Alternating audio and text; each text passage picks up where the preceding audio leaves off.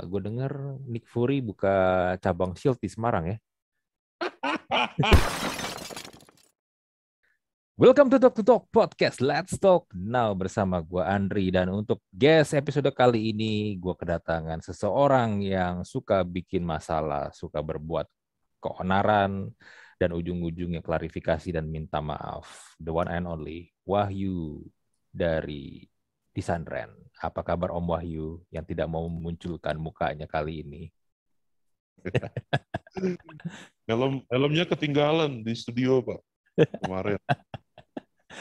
Ngomong-ngomong helm ya, lu udah nggak di Disandren lagi, lu cabut sekarang lu pindah ke e-commerce. Enggak, itu kemarin cuma collab-collab aja gitu. Tesnya saya. Oh, collab doang. Nah, nah, itu kan, tiba-tiba wah, ada, ada kan kemarin gue lihat ada mereka punya channel gitu ya. Udah, coba numpang-numpang. Coba shoot dong sekali dua kali, udah lama nih. Oh gitu. Gitu. Iya, soalnya kan gini, gue ngelihat Disandren tuh udah jarang ini ya ngepost konten ya kan di Instagram. Terus lu tahu-tahu Om Wahyu itu nongol di YouTube-nya e-commerce. Tuh gue pikir, wah ini Disandren kayaknya udah mau bubar deh. Om Wahyu pindah ke e-commerce. Itu sebenarnya gini sih, gue juga tadi lagi nulis apa namanya, lagi nulis skrip buat Pojok Opini Weekend. Jadi gue pengen Mm-mm. jalan si project podcast itu lagi. Mm-mm. Kenapa eh, kenapa nggak ada di Instagram? Sebenarnya gue bakal ngobrolin soal itu sih di podcast nanti. Sebenarnya kalau di Instagram memang sengaja kita nggak mau apa ya serajin yang dulu. Jadi sekarang tuh lebih sering bacot di Twitter. Soalnya gini, hmm, makin gede audiens itu makin serem sih kalau kata gue. Seremnya gini loh. Lu Gini, bisa takut juga. kan, gue bukan takut sama somasi atau apalah gitu ya. Soalnya Hmm. kalau yang itu ya udahlah, itu bisa cincai lah. Mm-mm. Yang lebih serem itu adalah ketika orang-orang nih udah ngasih lu tanggung jawab influence. Jadi apapun yang keluar dari mulut lu Hmm. itu bisa menginfluence orang gitu kan. Nah, yang paling serem buat gua adalah ketika jokes-jokes yang gua keluarin Hmm. itu yang sebenarnya adalah sebuah lelucon itu jadiin influence buat orang kan anjing. Itu, itu gimana ya? eh, Sesuatu yang seharusnya itu nggak masuk akal, Hmm. tapi ada aja orang yang wah ini masuk akal juga nih kata nih orang itu dijadiin pegangan hidup. Wah, itu serem sih kalau kalau kata gue. Makanya ya udah sekarang gua coba pindah ke platform yang audiensnya lebih kecil. Di Twitter kan berapa follower 5 ribuan lah, lima Hmm. ribuan masih Hmm. kecil. Ya gue bacot-bacot kayak di sana aja kayak dulu. Nanti kalau misalnya Instagram pelan-pelan audiensnya udah followernya udah turun turun turun, nah gue balik lagi. Kekhawatiran lu tapi lucu sekali ya. Karena gini loh, dengan followers sebanyak lu, ya kan suka suka nggak suka, lu memang pasti akan menginfluence orang bro. Nggak mungkin enggak kan? Hmm, ya itu dia. Eh, Kalau lu ingat dulu ya, Mm-mm. yang apa namanya kasus pertama gue tuh, Mm-mm. bahkan dari saat itu sampai hari ini tuh gue juga masih denial sebenarnya bahwa men gue tuh bukan influencer bangsat. Gue gak wow. Lagian 29 ribu itu buat gue kecil ya. Iya, tapi tetap aja Om Wahyu itu adalah sebuah seorang lah ya, bukan sebuah lah. Ya, walaupun itu mungkin ini kan karakter yang lu create kan di sosial media kan. Ya, Ya, tapi tetap aja lu menginfluence orang. Orang ada yang dengerin lu, ada yang ngefans sama lu, ada yang hate sama lu juga kan. ya, Lu influencer itu. Walaupun lu deny. iya sih, cuma di satu sisi sebenarnya gue juga eh, apa ya sayang juga sih ini orang, beberapa orang yang memang dikit-dikit itu curhat di DM itu banyak banget eh, follower-follower yang kadang mereka tuh curhat sama gue. Sampai Mm-mm. gue bilang, waduh anjing, ini kalau misalnya, ya lagian kalau gue hilang juga, siapa gue sih, gak apa-apa lah, udahlah. Ini kalau misalnya kalian mau curhat, Hmm. ada tuh platform namanya Relief. Di lu bisa curhat di Halodoc, di mana kayak terserah lah. Jangan sama gue, tanggung jawab berat bos. Gak mau. Curhat di Om Wahyu, iya juga sih. Curhat di lu mah yang ada malah lu marah-marahin ya. Syukur kalau gue marah-marahin. Kalau gue sesatin, kan mati. Iya, iya, iya. Oh, jadi gini ya, kesimpulannya lu memang berusaha untuk ngerem dulu nih di Instagram nih. Mm-mm. Iya, Karena lu mau main ke Twitter gue dulu juga, lah ya. iya, gue juga ngerasa gini sih. Hmm. Makin kesini tuh, karena audiens makin gede, eh, proses apa sih namanya, proses produksi kontennya makin lama makin ketat gitu, dan Hmm. akhirnya ya udah gue Hmm. nggak dapet funnya lagi. Lu merasa jadi terbeban karena jadinya bukan kesenangan tapi jadi pekerjaan, ada target jadinya ada beban di situ. Yoi, ada red card juga, gede lagi. Iya sih, benar-benar. Tapi gue setuju sih. Tapi ketika lu udah merasa apa yang lu kerjakan itu menjadi sebuah beban, ya memang jadi beda ya rasanya ya, feel-nya ya. Iya sih, jadinya yang kemarin tuh ini jadi pelarian, akhirnya jadi tempat yang harus gue kabur dari ini juga sih. Tapi sebenarnya dibilang aneh sih. Hmm. Soalnya kalau mau dibilang kan orang-orang ya udah, gini-gini. Gue tuh nggak percaya sama influencer tuh yang bilang Hmm. enggak kok, kita tuh nggak ngejar engagement, kita nggak ngejar apa namanya, likes kalian, Hmm. tapi likes-nya turun langsung stres. Kalau Iya. kalau kalau emang Hmm. lu nggak peduli ya udah, Hmm. kalau Hmm. memang audiens lu udah gede, cabut dulu gitu. Kalau bukan engagement yang lu cari. Hmm. Iya, iya. Ya tapi sebenarnya memang bener sih kata lu sih. Ya lu nyari engagement pasti ujung-ujungnya kan duit kan. Itu yang sebenarnya dicari kan. Iya. Apalagi selain bukan duit. Itu kan tempat buat ngilangin stres. Ya, buat orang-orang yang mungkin penghasilannya nggak dari konten, mungkin buat ngilangin stres bisa banget. Tapi kalau orang-orang yang nyari duitnya di konten, ya itu jadinya stresnya di mereka. Iya sih, benar. Dan Hmm. nyari duit dari konten itu nggak salah kalau kalau kata gue. Iya. Yang Hmm. yang gue cari kata-kata yang aman ya. Yang, yang lucu, Hmm. yang lucu itu ketika lu memang nyari duit dari konten, tapi lu masih denial gitu bahwa enggak, gue nggak nyari duit dari sini, gue masih eh, buat fun-fun aja lah, omong kosong bangsat. Iya, betul. Banyak kayak gitu kan.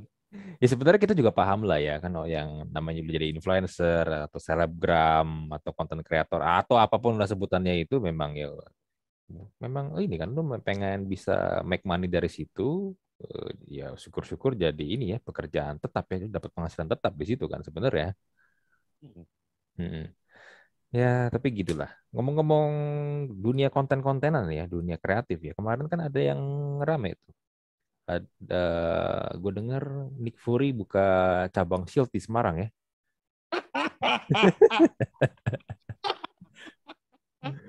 Aduh, bangsat, bangsat. Ini eh, itu nggak masalah selama nggak dipakai buat komersil, kata bosnya.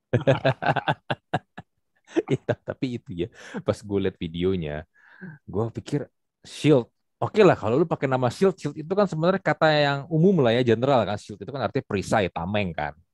Lu bisa Ya, pakai kata Shield itu di mana-mana. Tapi setelah gue liat videonya dong, gue lihat logonya, oh my God, itu bener-bener nyiplak abis cuma ditambahin kayak ada gambar apa gitu di tengah-tengahnya kan. Tapi itu oh ada itu gambar, gambar. ada gambar di tengah-tengah dikit aja. Lu tahu Oh, kan keren logo, banget. logo Shield, tahu kan logo Shieldnya yang Tahu, di Marvel kan? tahu, tahu, tahu. Iya, jadi yang kalau gue lihat tuh di tengah-tengah tuh ada gambar kecil lagi di tengah logo Shield-nya itu. Ya tapi basically itu ya orang kalau ngelihat di sebelah-sebelah pasti tahu lah. Orang orang langsung top of mind. Wah, jir itu logo Shield-nya di Marvel kan. Itu itu gambar. Gue pikir noda loh. Anjing, udah.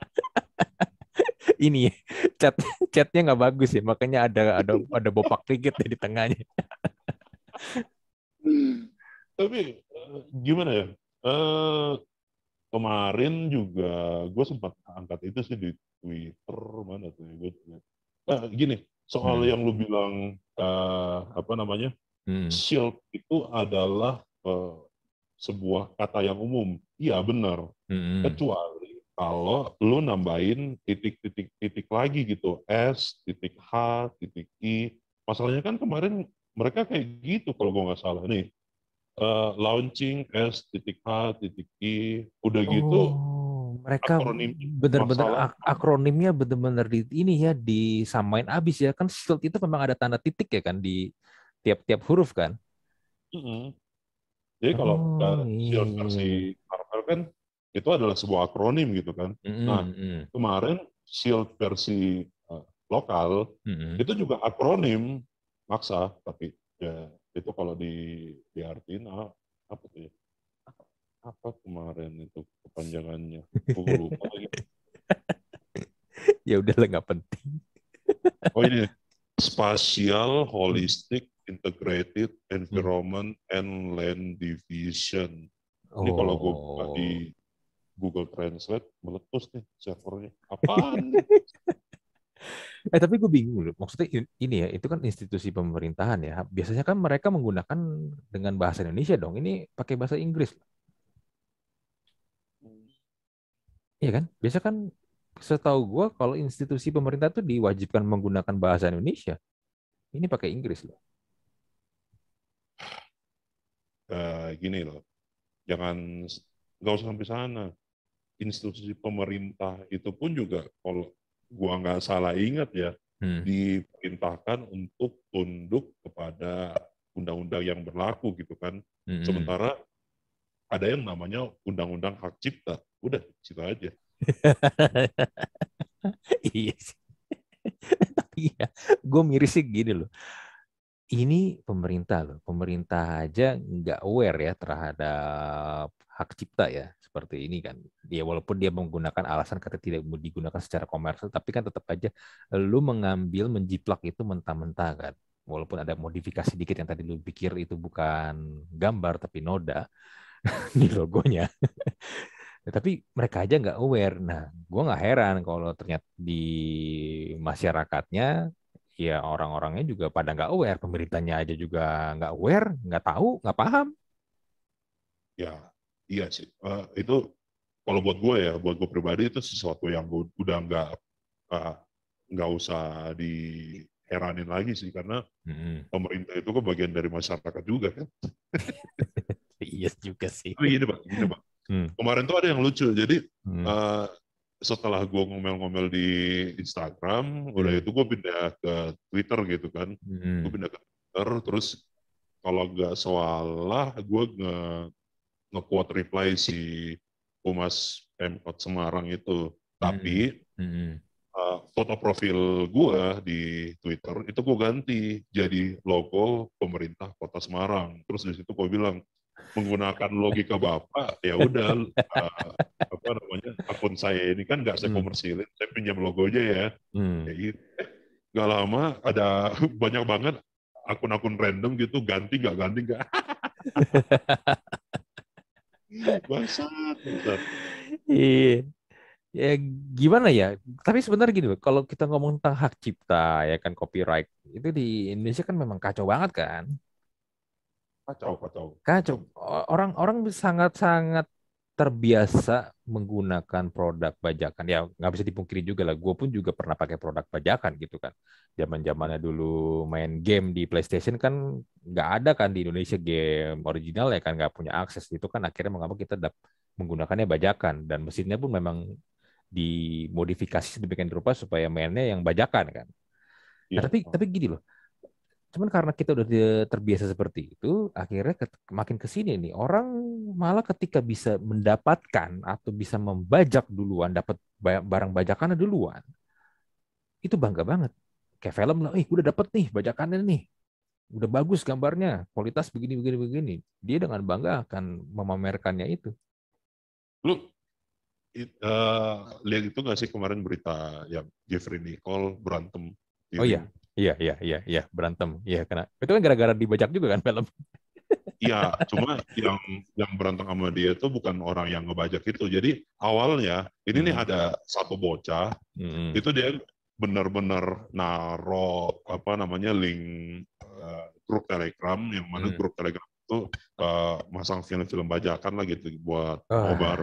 Telegram mah nggak Awalnya dari heran lah. situ Oke, mereka terus? dan sorry gini di dunia desain pun juga sebenarnya itu udah hal-hal yang sangat menjadi perdebatan banget gitu karena gini Hmm. buat desainer-desainer yang masih pemula buat mereka itu tuh nggak masalah kalau pakai misalnya produk-produk Adobe yang bajakan Hmm. eh, atas nama ya udah gue masih belum punya duit gitu buat apa namanya beli layanan lo padahal Hmm. kan sebenarnya eh, service sejenis itu yang freemium, yang benar-benar gratis ada sebenarnya.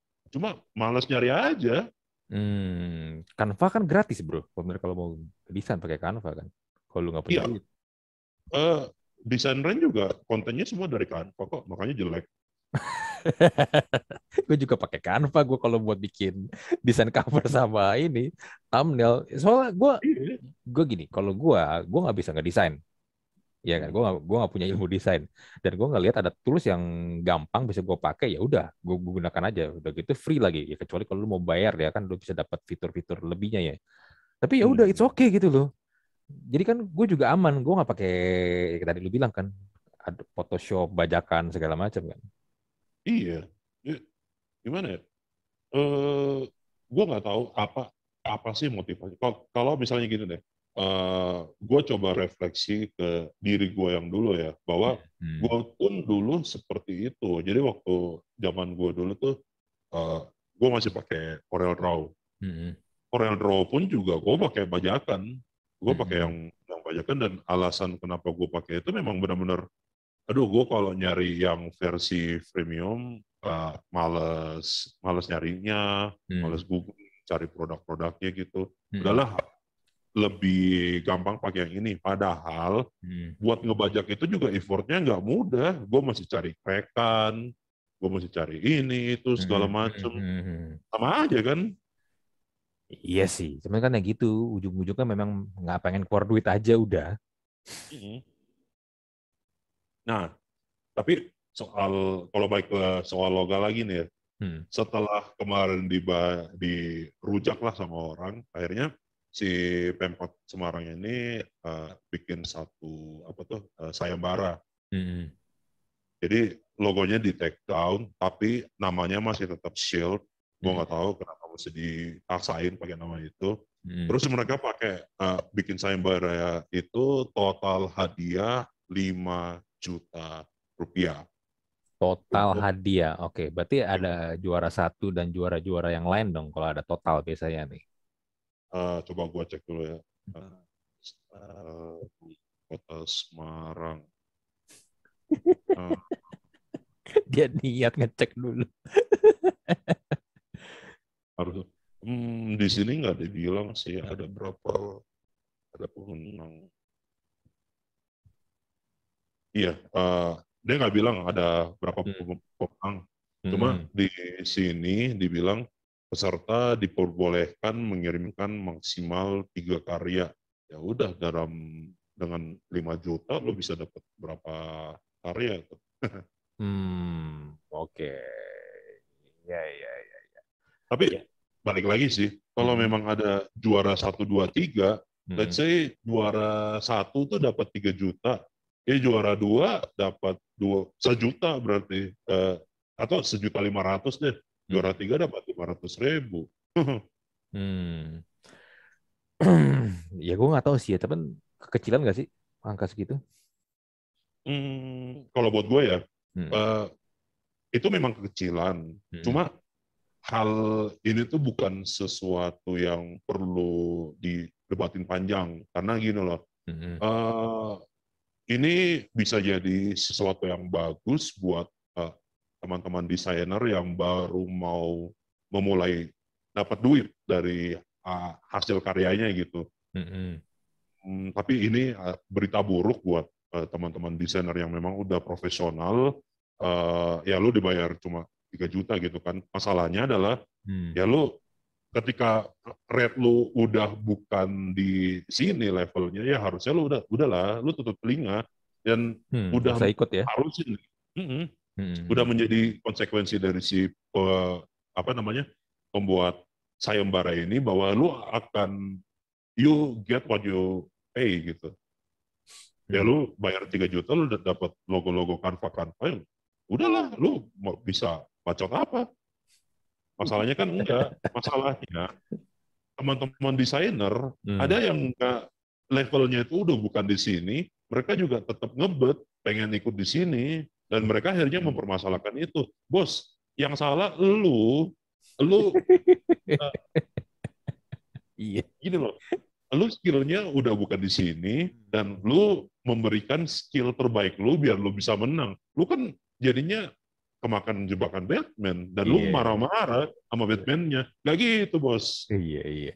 Itu kan ibarat gini ya, lu kalau di bola gitu, lu timnya udah levelnya di Premier League ya, Liga Inggris udah divisi paling tinggi, tapi lu pengen ikutan kompetisi yang di divisi bawah-bawah gitu. Ditarkam. Ditarkam. Tapi lu komplain, hadiahnya kok cuma segitu. Ya lu, lu udah di Premier League, ngapain lu ikut-ikutan yang tarkam? Kalau hadiahnya kecil ya wajar kan, tarkam, ya kan? Iya, alasannya karena Premier League lagi nggak diadain. Aduh, mana ya? Iya sih. Ya tapi lucu lah ya, tetap aja menurut gua sebuah institusi sekali lagi tidak aware terhadap hal beginian, ya miris sih. Dan mungkin aja kejadian seperti ini bukan akan yang terakhir kali ya, akan ada kejadian lain tapi kita nggak tahu kapan gitu loh. Karena masalah hal-hal seperti ini, aduh susah lah ya. Logo lu aja bisa dibajak, karya lu bisa diambil mentah-mentah, foto lu. Makanya kan kemarin ada yang bilang NFT adalah solusinya. Oke, solusi. Tapi tetap aja sih kalau menurut gua, ya kalau memang orang udah niat pengen ngambil, ya ngambil aja kan. Gue pernah lihat di Twitter tuh, jadi ada thread artis NFT itu marah-marah karena gambarnya di plagiat. Kan kontradiktif sebenarnya. Gue nggak ngerti-ngerti banget soal NFT. Gue malah sangat-sangat nggak ngerti soal NFT. Cuma kampanyenya selama ini tuh yang masuk ke orang-orang awam adalah NFT adalah solusi dari plagiasi kan. Jadi lu bisa proof originalitasnya. Kalau memang seperti itu, ya ngapain si artis ini ngomel-ngomel gitu. Artinya kan ya udah, NFT nggak bekerja nggak bekerja seperti itu juga, over glorified jadinya. Iya. Mungkin ini kali ya, pasti akan ada selalu perasaan kesel, bete ketika lu bikin, ya walaupun mungkin lu udah taruh di NFT. Kan NFT itu kan ketika lu udah listing kan ada semacam kayak apa sih mereka namanya tuh, kayak kontraknya gitu lah ya. Jadi memang di karya lu itu ada kontraknya, memang kontraknya itu hanya ada di karya lu doang gitu kan. Itu tuh yang katanya dijadikan pegangan. Nah, ketika ada orang lain ingin menirunya, ya kontrak kodenya udah beda tuh. Itu kan yang sebenarnya jadiin pegangan. Tapi I don't know ya. Bisa jadi kan di luar sana orang nggak peduli dengan kode atau kontraknya itu kan. Kalau memang dia pengen ngambil, dia pengen screenshot, dia pengen nge-save, dia diambil, mau diambil aja ya kan. Ya gue lah orang itu. Iya kan. Terlepas dia nanti mau jual lagi atau enggak ya kan. Sebenarnya kan salah satu juga yang dicari ujung-ujungnya tetap kan duit kan. Iya. Biar bisa ada orang yang beli karyanya kan. Iya. Pertanyaan gue gini loh. Smart contract ya. Jadi misalnya Iya, smart contract betul. Lu bikin satu gambar gitu, lu bikin gambar babi misalnya, ada sayapnya, terus ekornya naga gitu kan, lu udah pasang listing, Set, keluar Makhluk tuh. apa itu? Mistik banget. Ya, Udah babi, ada sayap. Oke, nah, terus? itu bisa tanya nomor togel. Koran naga Terus lagi. Terus. eh, lu udah listing nih, Hmm. terus smart kontaknya udah Hmm. keluar gitu kan. Nah, Hmm. gue lihat wah anjing, gambarnya Adri bagus nih. Gue Hmm. bikin ulang dengan gambar yang sama dan ya gue modif-modif dikit lah. Kalau warna lu warna merah, gue Hmm. ubah warna gue jadi warna hijau gitu. Gue pasang lagi, set. Kontraknya juga jadi kontrak unik baru kan gitu. Ya, iya, Sama. iya kan, exactly kan. Ada kontrak baru kan. Ada smart kontrak baru di lu yang bikin kan. Itu yang gue paham sebenarnya. Hmm. Mudah-mudahan gue salah ya, mudah-mudahan gue salah. Tapi Hmm. ya udah, plagiat nggak selesai dengan NFT. Tapi memang pembajakan plagiat itu nggak akan pernah bisa hilang dari muka bumi ini sih. Nggak bakal sih. Iya, memang nggak bakal. Kalau soalnya kalau bisa hilang Pak, yang paling pertama ketar ketir itu adalah orang BPN. Kalau gue bilang Kenapa tuh? ya kalau udah nggak bisa ngeplagiat kan itu sertifikat tanah udah nggak bisa diduplikat lagi kan. Cik. Nah, ngomong plagiat lagi nih. Kemarin Nah, yang juga rame ya, si paling kreatif itu tuh. itu ya channel YouTube ya. Iya, channel YouTube. Itu kan sebenarnya kalau yang gue lihat ya, correct me if I'm wrong, karena ada satu thread di Twitter yang ngebahas tentang anak intern yang katanya tidak kreatif, makanya nggak bisa diterima di tempat mereka ya. Oke, oke. Nah, lalu ternyata ada yang ini memblas juga kalau channel YouTube-nya mereka ternyata meniru mentah-mentah konsepnya dari channel YouTube lain. Dan akhirnya jadi rame karena si orang ini bikin thread tentang ngajarin bagaimana bikin proses kreatif lah, apalah. Lalu ternyata dia sendiri juga tidak, yang perusahaannya ini, channel YouTube-nya ini tidak kreatif karena meniru mentah-mentah konsep dari channel YouTube yang lain nih. Gimana tanggapan Om Wahyu tentang hal ini? Karena gue lihat lu di Twitter juga sangat semangat sekali membahas ini ya. Ini lu lagi ngomongin soal calon sarjana ya, bukan ya? Bukan calon sarjana udah lewat itu, Oh, udah nggak ada. ada lagi. Oh, ada Oh ya, lagi. gue tahu. Jadi ini ada akun YouTube, ada channel YouTube dari Hmm. luar. Dia Hmm. tuh ngeplagiat channel YouTube Indonesia ya. Jadi si Kat ini CUT dia Hmm. plagiat konten-konten channel YouTube Indonesia gitu. Atau kebalik. Keba Kebalik dong. Oh, gini sih kalau Hmm. kata gue pertama Hmm. si gue soalnya si bocah itu kan udah Hmm. uh, kunci akun tuh tapi yang gue ingat uh, apa dia bilang dari ratusan orang yang apply di tempat situ Hmm. uh, apa namanya cuma satu orang aja yang diterima Hmm. dan akhirnya dia merasa spesial gitu sebenarnya enggak sih lu enggak spesial spesial itu aja karena memang kursinya cuma satu kebetulan yang peminatnya itu banyak gitu dan apa ya Ya memang cara kerjanya begitu kan. Posisinya memang itu satu. wajar lu nggak Yang ngeplay spesial lebih banyak pasti kan. lu nggak spesial anjing Hmm. dan kocaknya lagi adalah dia lolos sebagai intern dan Hmm. langsung bikin thread gitu langsung ngajar-ngajarin orang maksud gua Oh, gini. Berarti itu yang bikin thread itu adalah orang yang lulus internnya itu. Bukan dari orang yang perusahaannya, bukan. setahu gue ya Hmm. ini mungkin bisa salah tapi Hmm. Hmm. setahu gue anak itu yang lolos intern terus ya udah dia ngasih tutorial Hmm. gimana caranya berpikir kreatif ala cut ya cut Indonesia Tapi Iya. Tapi kan ya ternyata sebenarnya company-nya gitu kan, YouTube-nya begitu. satu, pertama si anak itu mungkin bisa, ya oke gue akuin kreatif lah dari video TikTok-nya gitu kan. Hmm. Cuma kemampuan berpikir kritis itu kurang mungkin. Masa dia nggak tahu sih kalau channel YouTube ini tuh plagiat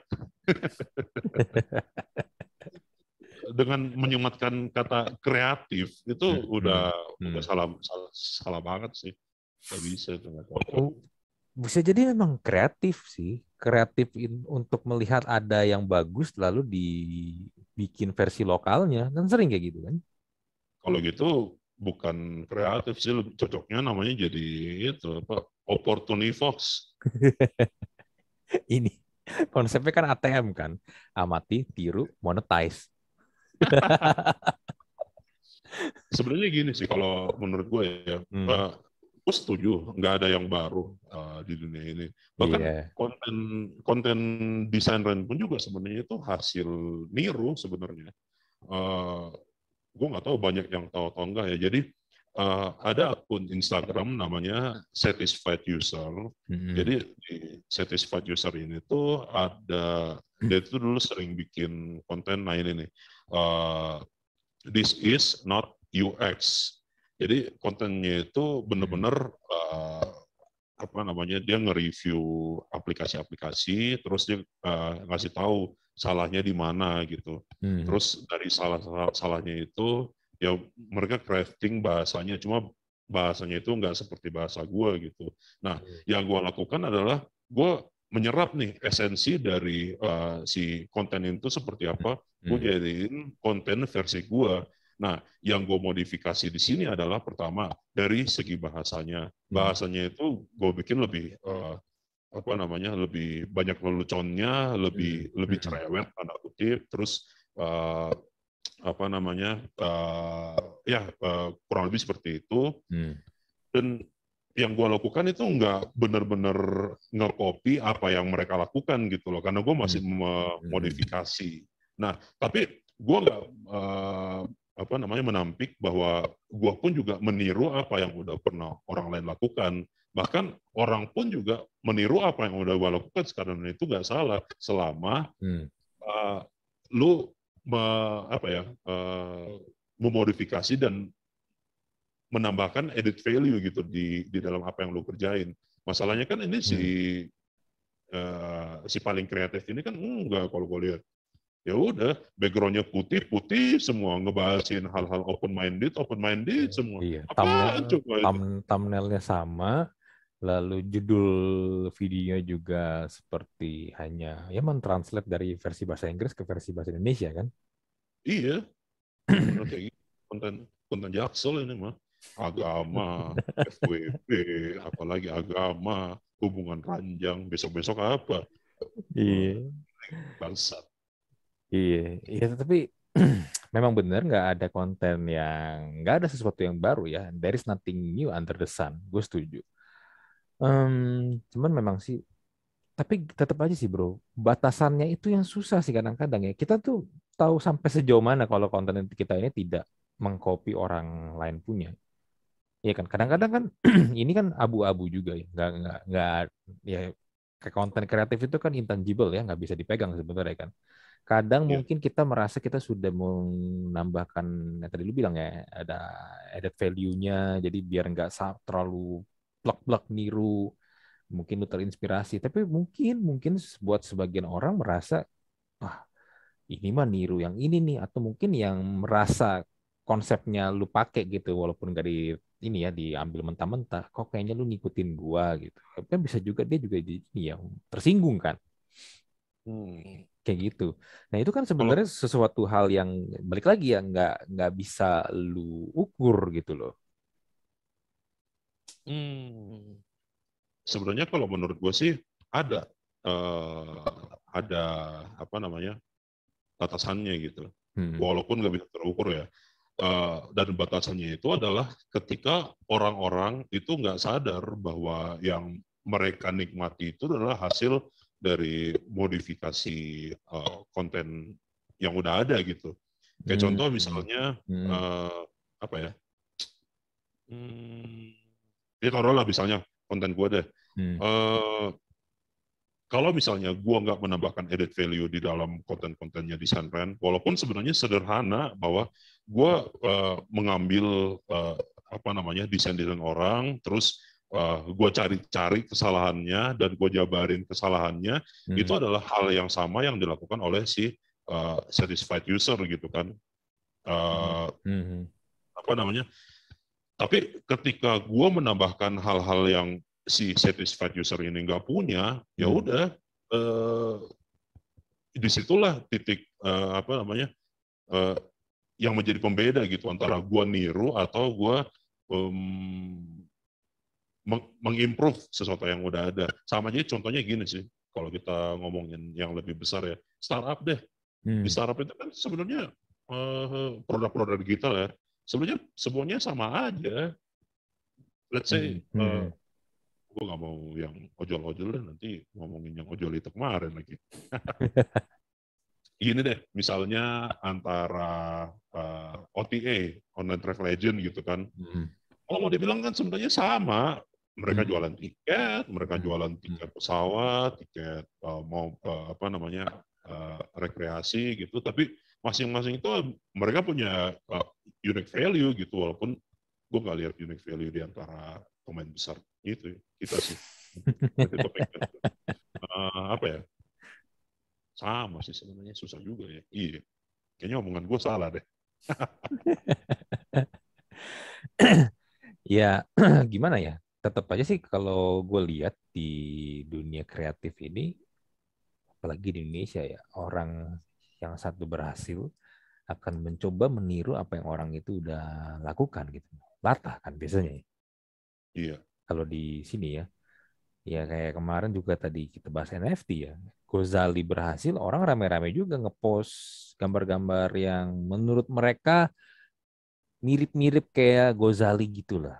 Tapi kan Bahkan eh, gimana ya, Gozali itu nggak akan pernah terjadi lagi, ya nggak kan? bakal sih. Nggak bakal Nggak bakal. terjadi lagi. Karena nggak akan ada yang quote unquote ngepompom karya lu di NFT, yang lu upload di NFT, yang lu listing di NFT, seperti Gozali. Gozali itu naik karena ada yang membantu menaikkan namanya. Oh, gue baru tahu loh. Iya, ada yang membantu menaikkan namanya, karyanya, terutama ya yang di NFT itu kan yang foto-foto selfie-nya dia. Nah, lu nggak akan bisa menjadi the next Gozali karena ya tidak ada yang mau menaikkan karya lu. Kalau lu hanya meniru apa yang udah Gozali lakukan, Gozali, Gozali, that's it gitu. Nggak akan ada the next Gozali sebenarnya kan. Hmm. Gue sih kalau ini ya ngomongin soal apa industri kreatif ya. Hmm. Eh, Orang tuh menikmati apa yang lu sajikan itu sebenarnya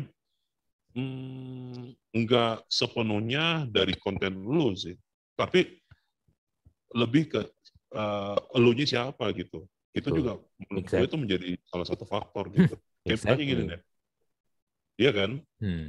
Eh, Kayak misalnya, ayo deh, YouTube deh misalnya. Jadi Hmm. di YouTube itu kalau lu tahu ada satu channel, PikiPix, yang salah Hmm. satu kontennya itu kan dia nge-react apa namanya video-video aneh gitu, video-video cringe gitu di Hmm. Hmm. TikTok. Hmm.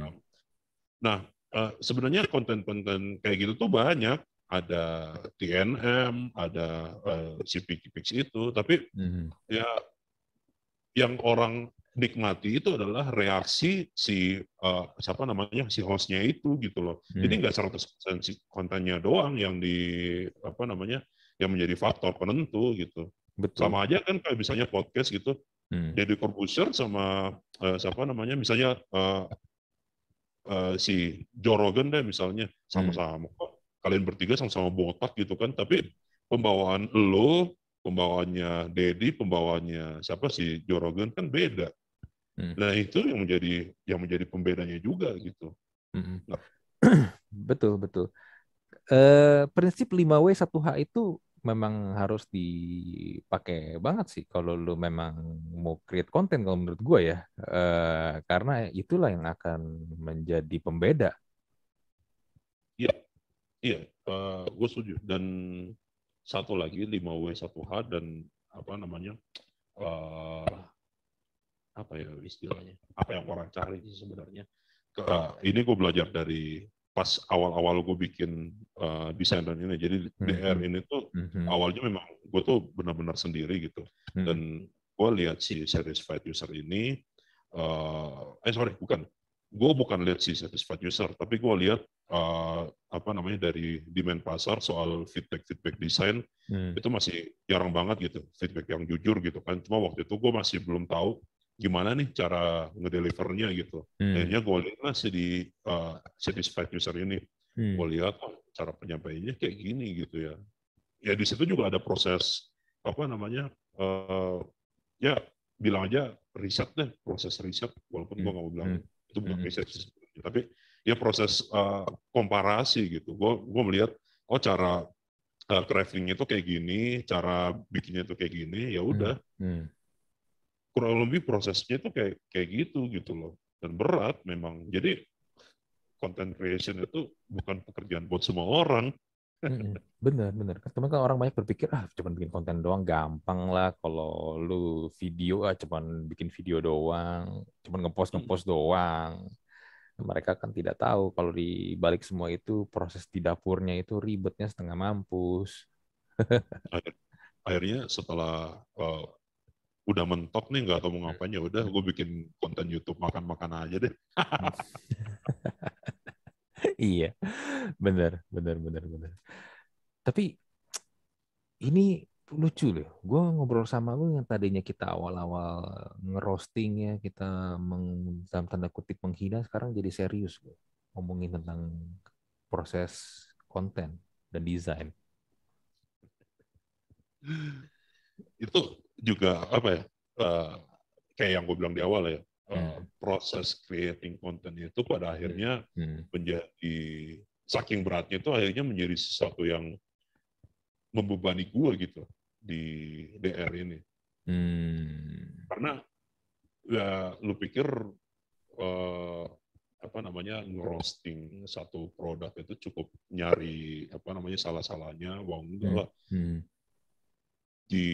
Dipikir dulu copy teksnya gimana, bahasa yang dipakai biar bisa muat di kanvas yang sekecil itu, terus apa namanya mesti di mixing lagi antara feedbacknya, leluconnya, sama pointing out-nya itu kayak gimana, itu kan juga pusing sebenarnya. Belum lagi kalau nyari apa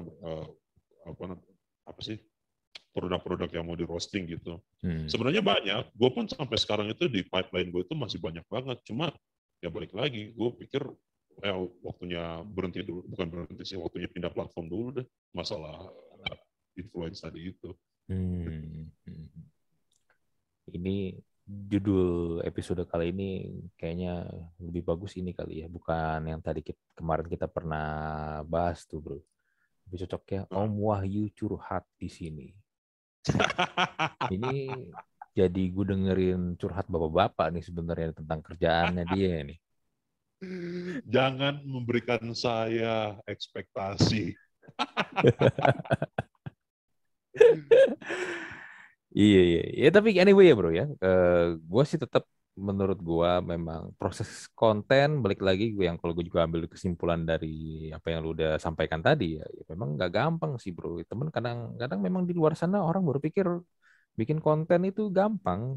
Ya mereka kan hanya melihat yang udah jadinya aja kan, udah barang yang udah di-post, produk atau video atau mungkin gambar yang sudah di-post di sosial media kan atau di platform-platform yang mereka lihat kan. Iya, jadinya pada cuman gambar doang, mahal banget apa susahnya sih? Cuman kalau kayak gue di podcast, cuman ngomong doang, cuman ngobrol-ngobrol doang, apa susahnya sih bikin podcast? Ya lu coba aja bikin, terpaling lu bingung mau ngomong apa lu. Tapi benar sih, kalau apalagi soal podcast ya. Kalau memang podcast itu gampang, ya gue sampai sekarang masih jalan sih podcastnya.